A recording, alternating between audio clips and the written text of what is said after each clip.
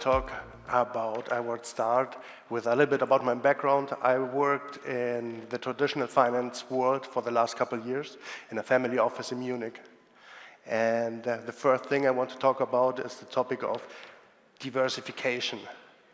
What does it mean? In my opinion, I think it is the most inflated word in the financial industry. When I was talking to our real estate developers, I came out of the meeting and I knew one thing. First of all, real estate is best asset class. Second, where should we invest? What country, what city should we invest? Should we buy and hold? Should we develop real estate? What should we do? When I was talking about diversification with them, they told me, okay, we are in different cities. Maybe when they're fancy, they're in different countries, but that was the whole diversification. When I was talking to the portfolio managers, same story.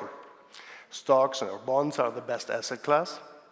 After the meeting, I knew what companies are underrated, what's the best ratio between bonds and stocks, and where to invest. When they were talking about diversification, they said, you need to invest in different industries, in different countries. But at the end, there was no diversification in different asset classes. Same applied to crypto.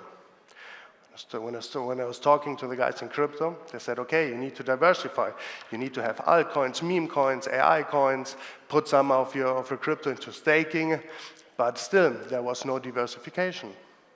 So what is diversification between asset classes, and what are the two main factors for it?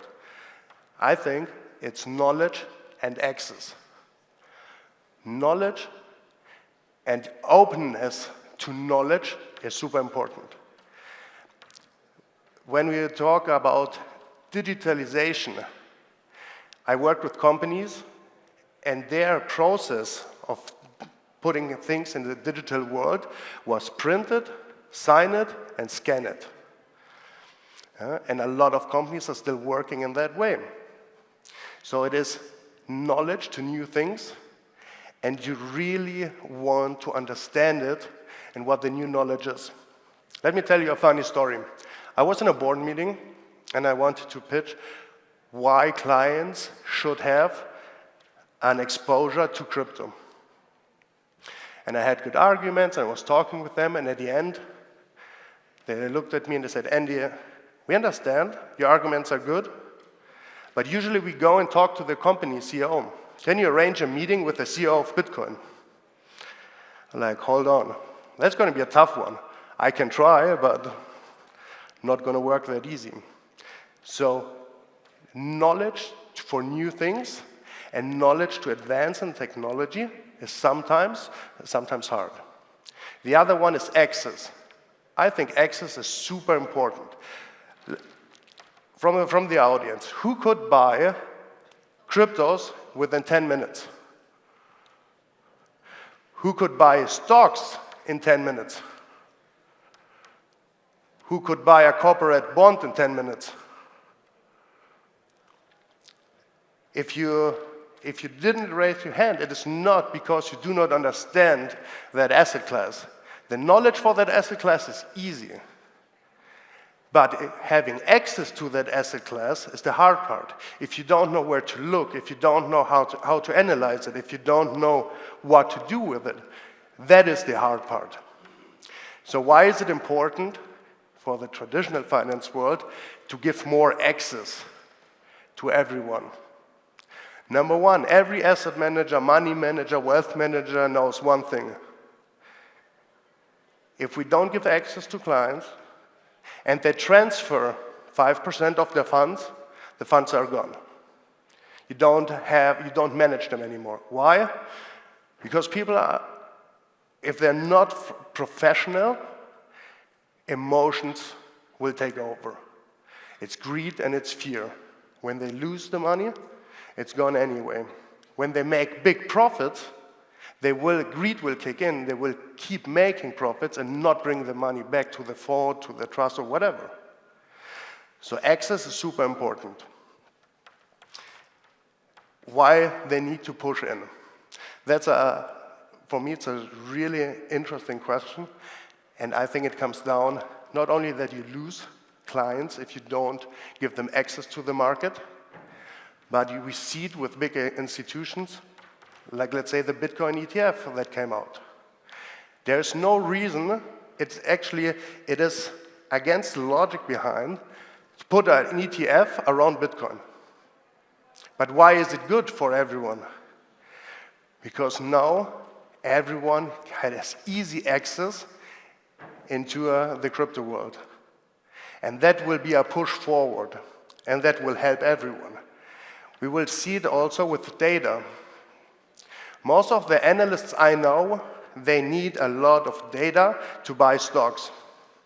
But in crypto, there was not enough data.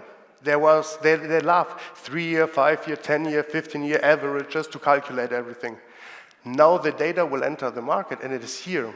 Because it was super hard, all the financial models they used to have before, they could not apply it one-on-one to a new crypto company. But that will come closer together. Another big topic is the new generation, young people. Just imagine somebody who is raised using crypto. He invests in crypto, he transfers crypto, and he pays with crypto his whole life. Now he's opening a bank account, and they have to explain, or he will ask questions. What do you mean 3 to 5 business days? What do you mean with my funds don't go through after 9 p.m., they go through the next days? That will be a big issue for young people who grew up with crypto. So it is really important to make the adoption and make it easier. Like I said, knowledge, access, most important part. The good thing is we see it with the ETFs coming in, that it becomes easier. You don't have to be an IT geek to understand or make your first investments. That is all small steps that help us to do mass adoption. That's what we do with ACM. We're a crypto exchange, and we want to bridge the gap between the old financial way and the new financial way, and be the gap. We have one famous commercial in Germany. It's from a company that makes glasses. And people are sitting, 2 older people are sitting on a bench, and this one guy asked the other, if we can go back in time, what would we have done different? And he mentioned he would start buying his glasses from that company way earlier. If you ask me in 10 years, 15 years, what I would have done different, I would have been right there when Amazon and Google started in 2000, around 2000. I would have bought Bitcoin when it was $5. And I would try to support a company like ACM who bridges the gap between the old way and the new way early, like in 2024. All right, thanks for your attention. Thank you so much. And enjoy the rest of the show. Thank you.